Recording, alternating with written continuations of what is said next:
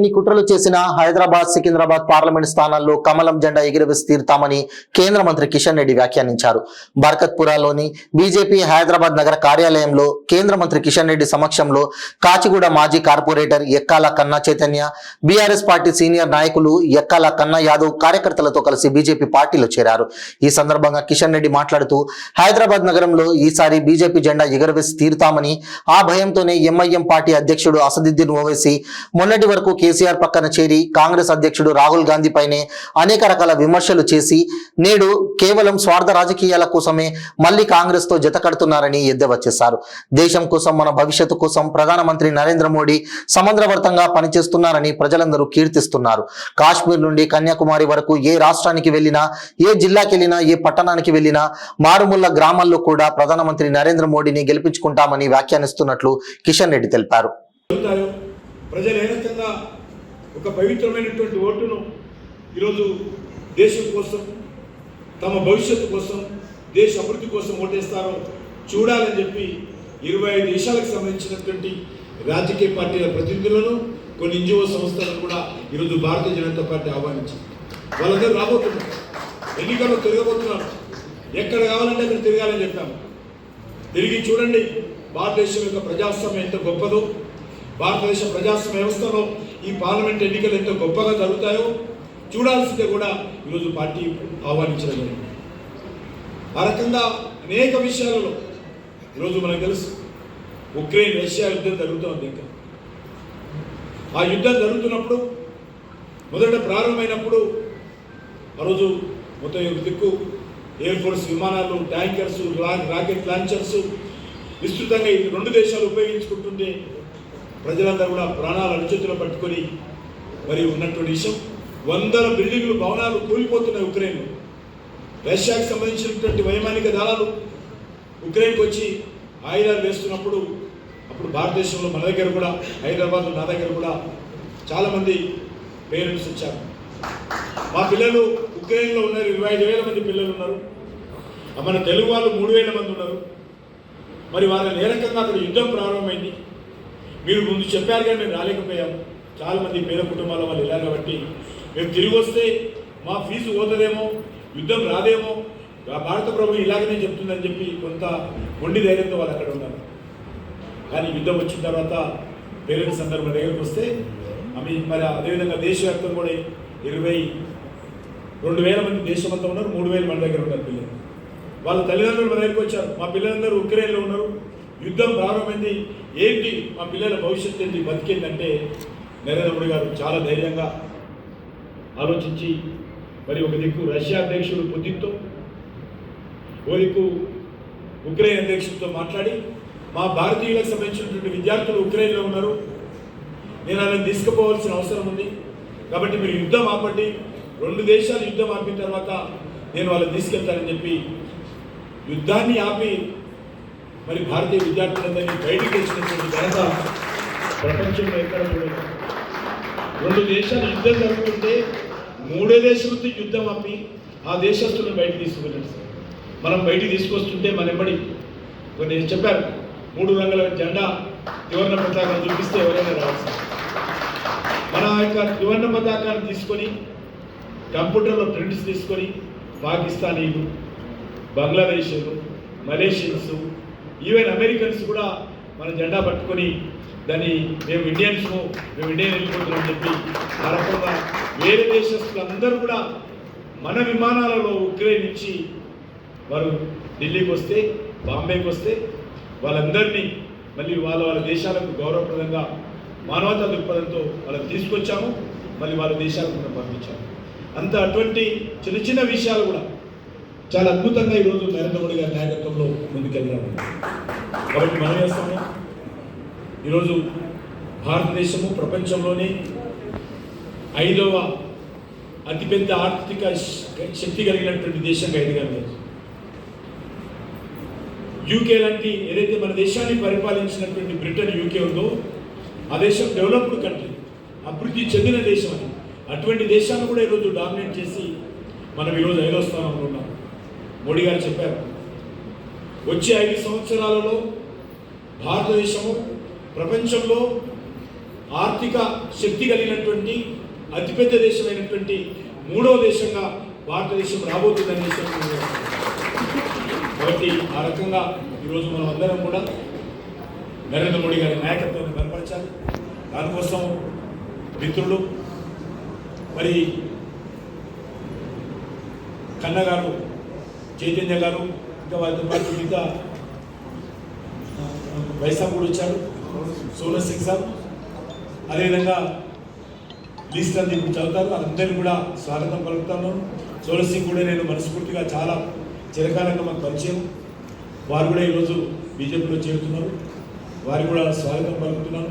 వచ్చినటువంటి మిత్రులు ఎవరైతే బీజేపీలో చేరుతున్నారో వాళ్ళు కూడా స్వాగతం పలుకుతాం. తెలంగాణలో కూడా మనం 17 సీట్లకు మీద పోటీ చేస్తాం. భారతీయ జనతా పార్టీ తెలంగాణ శాఖ అన్ని పార్టీల కంటే ముందు అభ్యర్థులను ప్రకటించారు. ఇంకా చాలా పార్టీలు ఇంకా ప్రకటించాల్సింది. అన్ని పార్టీల కంటే ముందే ఈరోజు ఎన్నికల ప్రచారం ప్రారంభించారు. ఈరోజు స్పందన, అద్భుతమైనటువంటి స్పందన ఈరోజు భారతీయ జనతా పార్టీకి తెలంగాణలో కనిపిస్తుంది. 17 సీట్లలో మెజార్టీ సీట్లు, డబుల్ డిజిట్ సీట్లు ఈరోజు బీజేపీకి తెలంగాణలో. హైదరాబాద్ లాంటి సీట్లు ఒక మహిళను పోటీలో పెడితే ఈరోజు ఎంఐఎం పార్టీ అసదుద్దీన్ ఓవైసీ భయపడిపోయి ఢిల్లీకి వెళ్ళి కాంగ్రెస్ పార్టీ మద్దతు కోరిన విషయం కాంగ్రెస్ పార్టీ నాయకులు చెప్పారు. కాబట్టి ఖచ్చితంగా నిన్న మొన్నటి వరకు మజ్లిస్ పార్టీ, కేసీఆర్ చాలా మంచి నాయకుడు, చాలా విజన్ ఉన్నటువంటి నాయకుడు, ఆయన దేశానికి నాయకుడు కావాలి, నేను ఆయన ఇద్దరం కలిసి దేశమంతా పర్యటిస్తాము అని చెప్పి అసదుద్దీన్ ఓవైసీ ప్రకటించిన విషయం ఉంది. గత శాసనసభ ఎన్నికల్లో కూడా మరి ఏ రకంగా ఎంఐఎం పార్టీ టీఆర్ఎస్తో బీఆర్ఎస్తో కలిసి ఉన్నదో మనకు తెలుసు. వాళ్ళిద్దరు అంట కాగారు. మరి ఈరోజు 3 నెలల లోపలనే మరి అదే ఎంఐఎం పార్టీ బీఆర్ఎస్ పార్టీని వదిలేసి కాంగ్రెస్ పార్టీలో జతగట్టి ఈ పార్లమెంట్ ఎన్నికల్లో వస్తున్న విషయం మనకు కనిపిస్తుంది. కాబట్టి తెలంగాణ సమాజం కానీ, హైదరాబాద్ ప్రజలు కానీ అర్థం చేసుకోవాల్సిన అవసరం. టీఆర్ఎస్ పార్టీ కానీ, కాంగ్రెస్ పార్టీ కానీ తమ అవసరాల కోసము మజ్లిస్ పార్టీతో స్నేహం చేసేటువంటి మరి ఏ రకమైనటువంటి సాంప్రదాయం ఉందో మనం చూస్తున్నాం. తమ స్వార్థం కోసం రాజకీయపరమైనటువంటి మరి అధికారం కోసము ఈరోజు ఈ 2 పార్టీలు దేనికైనా దిగజారుతాయి. నిన్నటి వరకు ఎంఐఎం పార్టీ రాహుల్ గాంధీని తిట్టాడు. ఏం చేతగానటువంటి నాయకుడు రాహుల్ గాంధీ అని చెప్పి ఓవైసీ తిట్టాడు. అసమర్థుడు అటువంటి నాయకుడు కాంగ్రెస్ పార్టీకి నాయకుడు కావడం దురదృష్టకరము, దేశానికి దురదృష్టకరం అని చెప్పి చాలా అవమానంగా రాహుల్ గాంధీని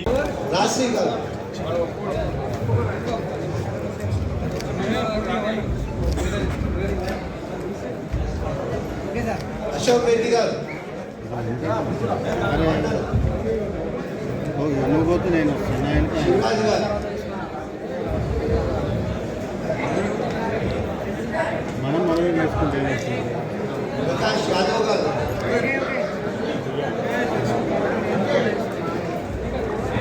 రాశి గారు నరసింహరావు కాక గారు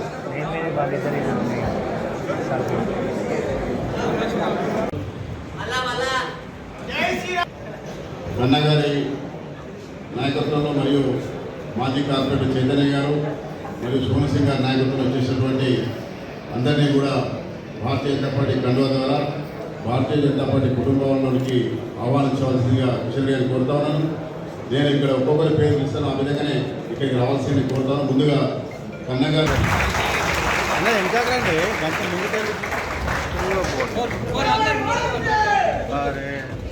ఒక్క నిమిషం కన్నగారు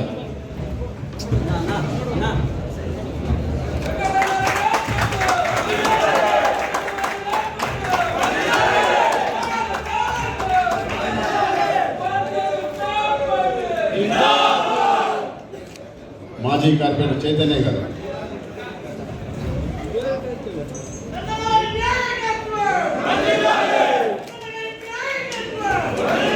సోనల్ సింగ్ గారు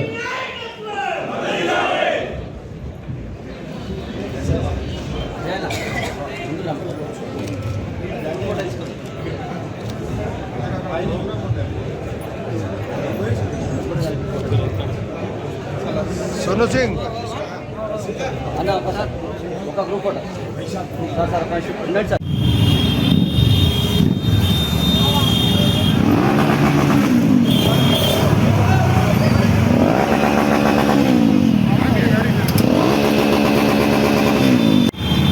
मेला मेला वो नहीं मेला वो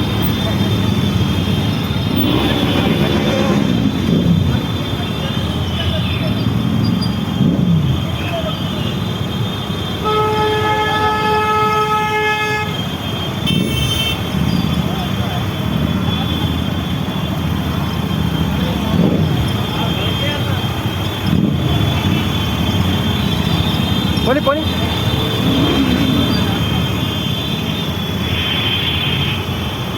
స్లో చేసుకో స్లో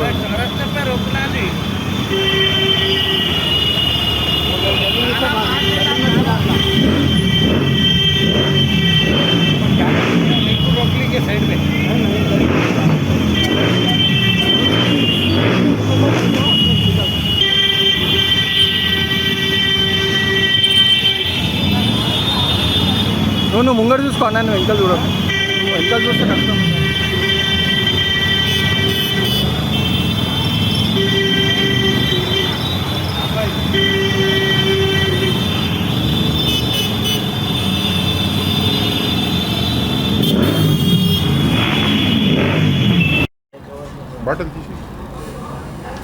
ఈరోజు భారతీయ జనతా పార్టీ రాష్ట్ర అధ్యక్షులు మరియు కేంద్ర మంత్రివర్యులైనటువంటి గౌరవనీయులు కిషన్ రెడ్డి అన్న గారి ఆధ్వర్యంలో వారి ఆశీస్సులతో అదేవిధంగా రాజ్యసభ సభ్యులు సెంట్రల్ కేంద్ర ఓబీసీ చైర్పర్సన్ అధ్యక్షులైనటువంటి డాక్టర్ లక్ష్మణన్న గారి ఆశీస్సులతో సెంట్రల్ జోన్ అధ్యక్షులు భారతీయ జనతా పార్టీ గౌతమన్న గారి ఆధ్వర్యంలో ఆశీస్సులతో ఈరోజు భారతీయ జనతా పార్టీలో నేను నా బృందం అందరం కూడా పెద్ద ఎత్తున సుమారు 500 మందితోని మేము భారతీయ జనతా పార్టీలో చేరడం జరిగింది. దీనికి ముఖ్యమైన కారణం మన భారతదేశపు ప్రధానమంత్రి అయినటువంటి గౌరవనీయులు నరేంద్ర మోడీ గారి నాయకత్వంలో ఈరోజు భారతదేశము ప్రపంచ దేశాలలో అభివృద్ధి పదంలో ముందుకు దూసుకుపోతున్న విధానానికి నచ్చి ఆకర్షితులై అదేవిధంగా మన నరేంద్ర మోడీ గారి నాయకత్వంలో భారతదేశపు అన్ని వర్గాల ప్రజలకు, పేద ప్రజలకు, సామాన్యుడికి, బడుగు వర్గాలు, బలహీన వర్గాలకు, మైనార్టీలకు, ఉద్యోగులకు, కార్మికులకు, మహిళలకు ప్రతి ఒక్కరికి కూడా ఎన్నో సంక్షేమ పథకాలు చేపడుతున్న సందర్భంగా ఆ పథకాలకు అభివృద్ధికి మేము ఆకర్షితులై అతి ముఖ్యమైన విషయం ఏంటంటే 140 కోట్లు ఉన్న ఈ యొక్క భారతదేశ జనాభాకు నరేంద్ర మోడీ గారు ఒక కవచంలా 24/7 నేనున్నాను ఈ భారతదేశానికి అని చెప్పేసి పనిచేస్తున్న విధానానికి మేము ఈరోజు ఆకర్షితులై భారతీయ జనతా పార్టీలో చేరడం జరిగింది. ఇంకో ముఖ్యమైన విషయం, నా చిన్ననాటి నుంచి నా కాలేజు రోజుల నుంచి నేను కిషన్ రెడ్డి అన్న గారితో పనిచేయడం జరిగింది. చాలా దీర్ఘకాలం నేను ఆయనతో బీజేపీ పార్టీలో పనిచేయడం జరిగింది. 10-12 సంవత్సరాలు నేను వేరే అనివార్య కారణాల వల్ల వేరే పార్టీలకు పోయి మళ్ళీ తిరిగి నా ఇంటికి నేను రావడం జరిగింది. ఈరోజు చాలా సంతోషకరంగా అనిపిస్తుంది. భారతదేశ ప్రజలకు అందరూ కూడా 140 కోట్ల ప్రజలకు భగవంతుడు ఇచ్చిన ఒక అద్భుతమైన గిఫ్ట్ ఏంటంటే నరేంద్ర మోడీ గారు. ఆ నరేంద్ర మోడీ గారిని ఈరోజు దేశ ప్రజలందరూ కూడా కాపాడుకునే అవసరం ఉంది. ఆ అవసరము ఇప్పుడు ఆసన్నమైంది. మే 13 రోజున అందరూ కూడా నరేంద్ర మోడీ గారికి సపోర్టు చేస్తూ కమలం పువ్వు మీద ఓటేయాలని మేము ఒక కార్యకర్తగా అందరినీ మీడియా ద్వారా కోరుకుంటున్నాము. దేశ్కు బచానా హైతో నరేంద్ర మోడీకు జితానా హై, నరేంద్ర మోడీకి జితానా హైతో కిషన్ రెడ్డికి జితానా హై నినాదంతో మేము ముందుకు పోతున్నాము. సారే జహాసే అచ్చా హిందుస్థా అమారా అని మా నినాదం తెలియజేసుకుంటున్నాను. భారత్ మాతాకి జై. మరియు ముఖ్యంగా మీరు బీఆర్ఎస్ పార్టీకి రాజీనామా చేయడానికి కారణము ఇక్కడ ఉన్నట్టు స్థానిక ఎమ్మెల్యేతోటి మీకు విభేదాలు ఉండడం వల్లనే రాజీనామా చేశారు. విభేదాలు అంటే అందరికీ తెలిసిన విషయమే. ఆయన ఎమ్మెల్యే అయినప్పటి నుంచి మొత్తము